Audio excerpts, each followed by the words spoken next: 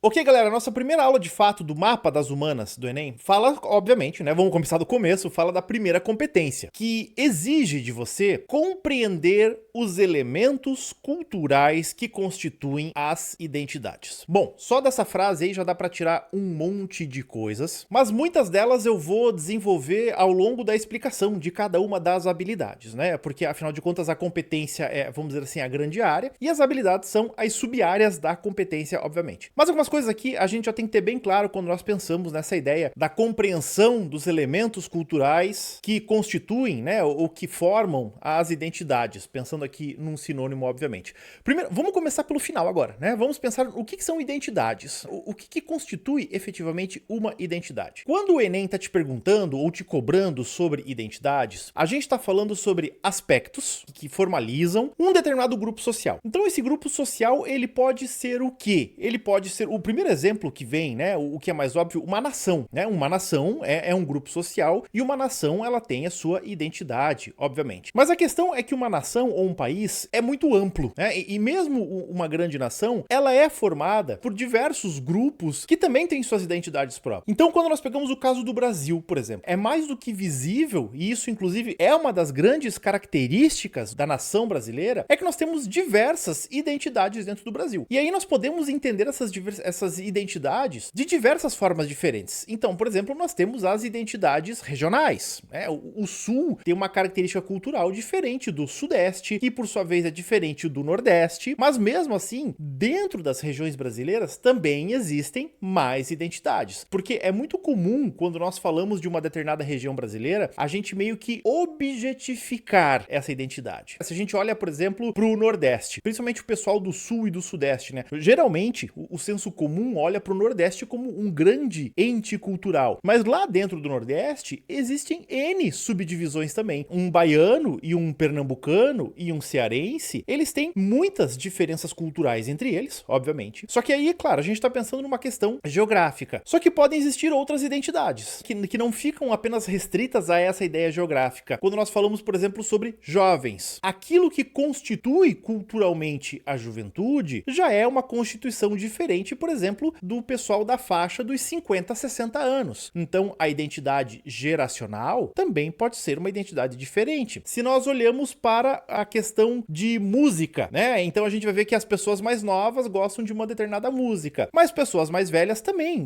podem gostar daquela música, ou mesmo podem existir diferenças. Com certeza tu tem o teu vozão lá, né? E aí o teu vozão, se você perguntar assim, tá, o que o teu vô ou tua avó, e aí, claro, pode ser um tio também, alguém, né? Alguém mais velho assim, o que ele escuta? Aí pode ser que essa pessoa goste de escutar um sambinha, pode ser que essa pessoa mais velha goste de escutar um forrozinho, pode ser que essa pessoa mais velha curta um rock and roll, né? Teve uma adolescência mais agitada, como a gente costuma dizer. Então a gente tem que entender que o processo da identidade, ele não é fixo, tá? Primeiro ponto, né? Não é porque uma pessoa, ela mora na Bahia que ela obrigatoriamente goste de axé. Não é porque uma pessoa mora no Rio de Janeiro que ela obrigatoriamente gosta de samba. Não é porque uma pessoa mora no Rio Grande do Sul que ela obrigatoriamente gosta de música tradicionalista do Rio Grande. As identidades, elas têm vários fatores, né? E uma pessoa, para se identificar, olha a palavra, né? A pessoa, para se identificar com alguma coisa, tem que levar em conta uma série de fatores. E é exatamente aí que entram os tais elementos culturais. Então, obviamente, viver numa determinada região, ser de uma determinada faixa etária, colabora para que uma pessoa se encaixe em determinados estereótipos culturais. E aqui eu tô usando a palavra estereótipos não num sentido negativo ou pejorativo, tá, gente? Longe disso. Mas assim, como eu falei, colabora. Entretanto, elas não são fixas. Da mesma forma como nós podemos observar, por exemplo, pessoas aqui no Brasil que têm uma proximidade muito grande, por exemplo, com a cultura oriental. Ou pessoas também no Brasil que têm uma proximidade grande com a cultura estadunidense. Nós temos regiões no Brasil onde as pessoas entendem que elas têm uma proximidade cultural com alguns países europeus e assim por diante, né? São vários e diversos exemplos. Só que todas essas questões, esses elementos culturais, nós podemos explicá-los, né? Nenhum evento cultural, nenhum elemento cultural, ele é puro ou ele aparece do nada, vamos colocar assim. Eles se constituem a partir de eventos históricos, a partir de eventos culturais, eventos econômicos também.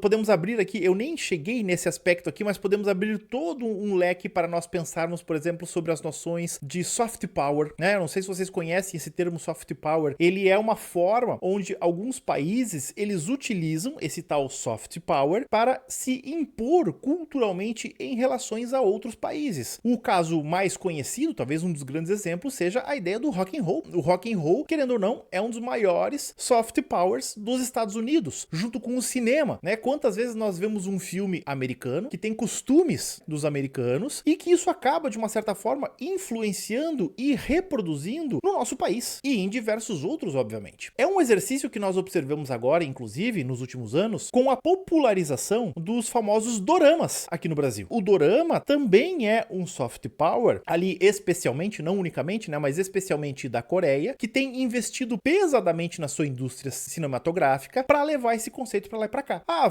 o Ferrari, e um soft power brasileiro? O Brasil, ele poderia utilizar como uma forma de soft power o seu futebol, por exemplo. A gente pode ver toda a ideia da seleção, da mística, mas aí entra toda uma questão de mercado, de globalização e assim por diante, mas seria uma das formas de soft power, né? Ó, por que o Brasil é reconhecido no mundo inteiro? Ah, o Brasil é reconhecido no mundo inteiro por conta do futebol. Bacana, beleza. A gente investe tanto quanto deveria? A gente efetivamente se utiliza desse soft power? Não, mas aí é uma outra discussão. Mas então é importante entender isso, porque a identidade, ao mesmo tempo, como eu falei, né, ó, ela forma um determinado grupo, mas ela é um elemento filosófico e sociológico que também é do indivíduo, né, que daí acontece numa relação, como nós chamamos, uma relação dialética. O indivíduo se sente pertencente a um grupo porque ele adota uma determinada identidade, mas ao mesmo tempo o grupo só existe porque tem indivíduos que adotam aquela identidade e fazem o quê? E geram a esses indivíduos o sentimento de pertencimento. Por isso que a identidade também ela é fundamental, porque ela dá aos indivíduos um sentimento de pertencimento. Olha, eu pertenço a tal coisa, eu gosto de tal coisa, e eu gosto a tal ponto de defender aquilo. Vamos supor que você goste de um cantor ou de uma cantora X ou Y. Aí você vai numa rede social e você vê alguém criticando aquela cantora, ou aquele cantor, ou o seu time de futebol, ou o que quer que seja. Então você vai lá e defende. Daí você defende e aí vem outras pessoas que você nunca viu na vida, que você não conhece, mas que também defendem, e aí você se sente, veja, pertencente a um grupo. E essa ideia do pertencimento, inclusive, ela é fundamental ao longo de toda a história humana. Lá no período paleolítico, lá no período neolítico, né, naquilo que nós chamaríamos de pré-história, a gente vai perceber que os grupos humanos efetivamente florescem porque eles começam a criar entre si símbolos que eles dão um sentimento de pertencimento. Inclusive, existem correntes da antropologia que ainda vão dizer o seguinte: olha, o ser humano, né, o Homo sapiens sapiens, ele só prevalece sobre os demais grupos hominídeos exatamente porque ele começa a criar elementos que o unem. Lá na antiguidade, lá nesses períodos ainda antes da invenção da escrita, o que vão ser esses elementos simbólicos? Totens, símbolos, que geralmente, em sua grande esmagadora maioria, estavam ligados a elementos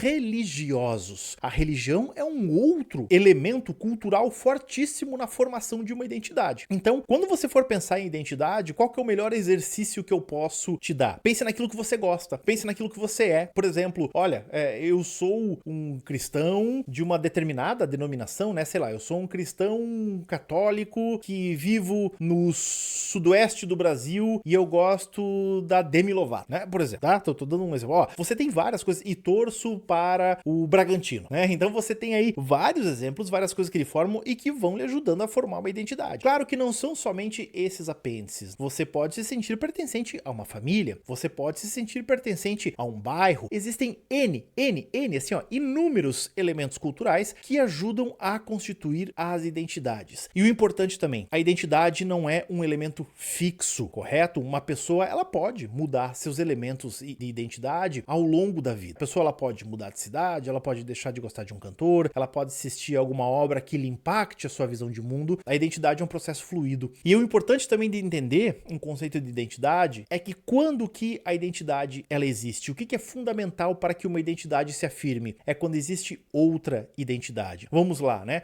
Como é que eu sei que eu sou um homem branco? Eu sei que eu sou um homem branco porque existe o homem negro. Eu sei que eu sou um homem porque existe a mulher, eu sei que eu sou um sulista porque existe o nordestino. E é importante entender que essas identidades e essa ideia de existir um outro, né, uma alteridade nas identidades, podem levar a fenômenos diversos. O fenômeno primeiro que a gente pensa é sempre no conflito, porque a gente vê muito, principalmente bombardeado por redes sociais, mídia, um monte de coisa, nós efetivamente pensamos, é conflito. Mas ao mesmo tempo, a ideia de existir uma outra identidade, quando respeitada a pluralidade e vejam só, respeitada a diversidade, isso serve para que a minha identidade também seja fortalecida. Não necessariamente a partir de um viés de conflito, mas de convivência harmoniosa entre as diferentes identidades. E isso é fundamental para a gente entender ali e pegar o cerne do Enem, né? Porque vamos lembrar que o cerne do Enem é a discussão dos direitos humanos. Dentro da discussão dos direitos humanos, a ideia da diversidade cultural, novamente o termo, a diversidade cultural, ela é fundamental. Por quê? Porque é na diversidade que as diferentes identidades florescem. Segundo toda uma tradição filosófica e sociológica, o ideal não é a uniformização das identidades. Quando nós vemos tentativas ou quando nós vemos discursos de uniformização das identidades, geralmente nós vemos isso em estados totalitários, tais quais lá a Alemanha nas décadas de 1930, 1940, né? O que o regime lá ele queria uniformizar, que todo mundo fosse igual. No processo da democracia, no processo da convivência, no processo de respeito aos direitos humanos, a valorização e a convivência pacífica entre as identidades é o grande jogo e é a grande regra. Então, só dando uma abertura para essa competência, e agora com mais calma nós vamos analisar cada uma das habilidades referentes a ela, beleza? Vamos lá na sequência.